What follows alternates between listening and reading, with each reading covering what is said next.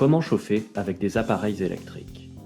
Un appareil chauffant électrique comme un convecteur, une cafetière, un thermoplongeur, un fer à repasser ou une bouilloire consomme de l'énergie électrique et la transforme en énergie thermique.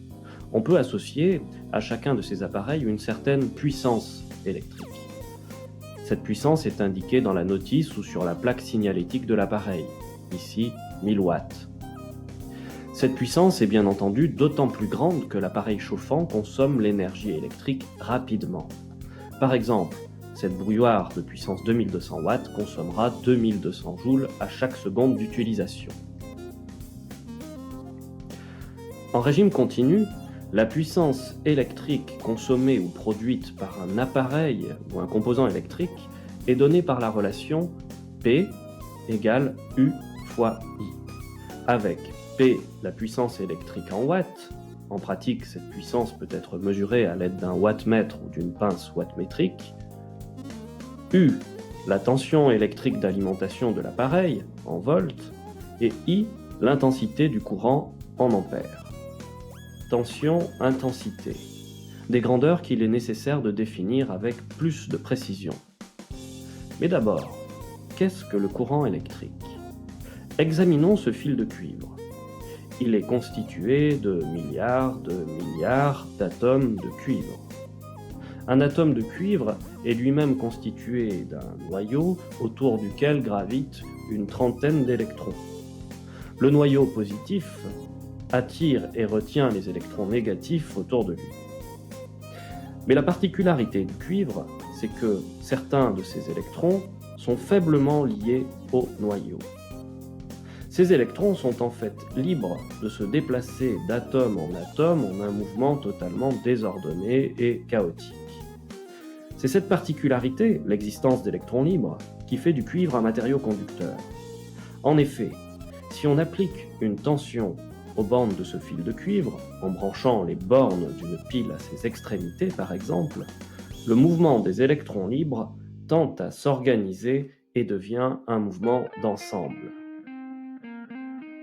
Oui, la pile impose à l'ensemble des électrons, ici en bleu, un mouvement global. Les électrons libres, négatifs, sont attirés par le pôle plus de la pile. Ce mouvement d'ensemble des électrons libres est appelé courant électrique. Le courant électrique dans un circuit est donc un flux ordonné d'électrons mis en mouvement par un générateur comme une pile. Quand le courant est alternatif, ce mouvement d'ensemble est un mouvement de va-et-vient des électrons.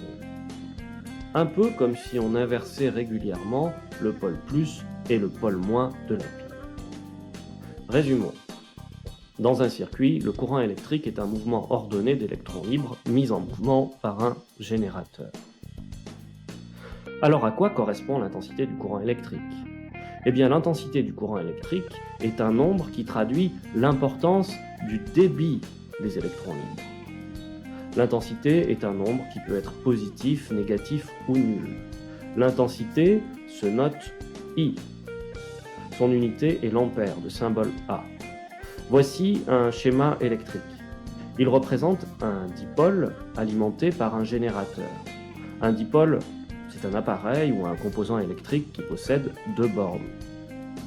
On représente le courant électrique par une flèche surmontée de la lettre I, correspondant à son intensité. Le sens conventionnel du courant est toujours fixé du plus au moins du générateur.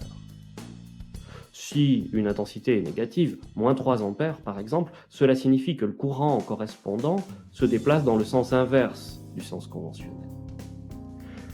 L'intensité se mesure avec un ampèremètre branché en série, dont le symbole est donné ici. Le courant dont on mesure l'intensité doit entrer par la borne A et sortir par la borne COM de l'ampèremètre. On peut utiliser un ampèremètre analogique, c'est-à-dire à aiguille, un multimètre en mode ampèremètre, ou encore une pince ampèrmétrique pour réaliser la mesure d'intensité. Voici quelques valeurs d'intensité. L'intensité consommée par le moteur d'un train est de 800 ampères. C'est une très grande valeur. Votre système nerveux est au contraire parcouru par des courants de très faible intensité, de l'ordre de 20 microampères.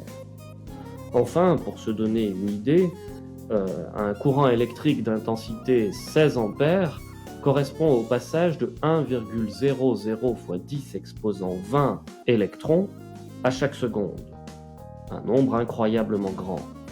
Chaque électron se déplaçant à une très faible vitesse d'environ 0,1 mm par seconde, étonnant.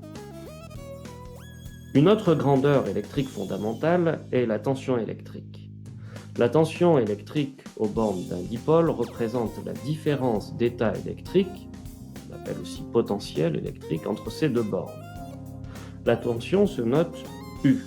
Elle s'exprime en volts, en hommage à Alessandro Volta, savant italien, que l'on voit ici en train de présenter son invention à Napoléon Bonaparte, la pile électrique. On est en 1801. Il faut faire attention.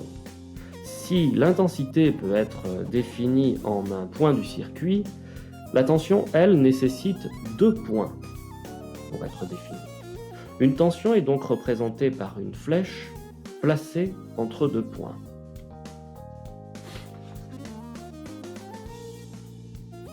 La tension UAB, représentant la différence d'état électrique entre les bornes A et B de ce dipôle, sera représentée par une flèche partant de B et se prolongeant jusqu'à A.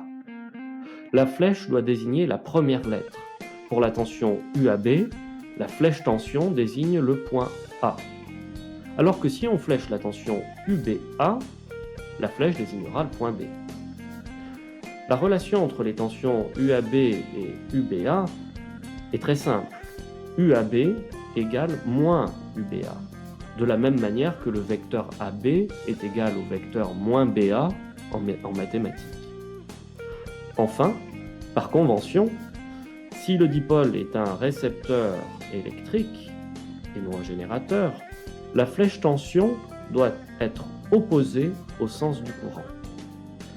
Dernière remarque, si la flèche courant traduit un déplacement, celui des charges électriques dans le circuit, ce n'est pas le cas de la flèche tension, qui nous dit juste qu'il y a une différence d'état électrique entre le point A et le point B.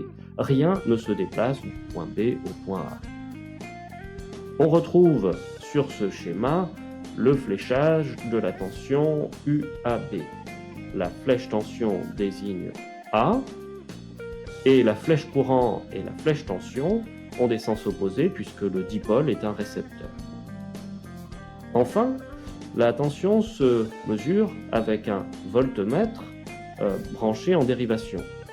Pour mesurer la tension UAB, la borne V du voltmètre doit être connectée à la borne A et la borne COM au point B. Sinon, on mesurerait la tension UBA. Voici un multimètre que l'on peut utiliser en fonction voltmètre. On voit les bornes V et COM que l'on doit utiliser. Les grandeurs précédentes ont été définies en régime continu. Qu'est-ce que ça veut dire ? Cela signifie que les grandeurs électriques, tension, intensité et puissance définies précédemment ne varient pas au cours du temps. Elles sont constantes. Pour terminer, une application. Voici un dipôle récepteur, soit U égale 12 volts la tension à ses bornes et I égale 3 ampères l'intensité du courant le traversant. On veut calculer la puissance électrique qu'il consomme.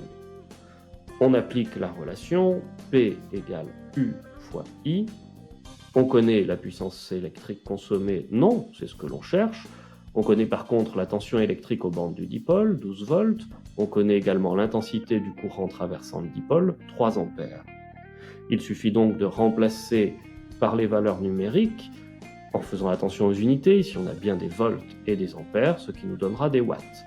12 volts fois 3 ampères, on obtient 36 watts. Ces graphiques résument les informations. La tension électrique, mesurée au voltmètre, 12 volts. L'intensité, mesurée à l'aide d'un ampèremètre, 3 ampères. Et enfin, la puissance calculée, 36 watts. Sur l'axe des abscisses, le temps. Lorsque le temps passe, les grandeurs U, I et P sont constantes, elles ne varient pas. Par conséquent, on est bien en régime continu.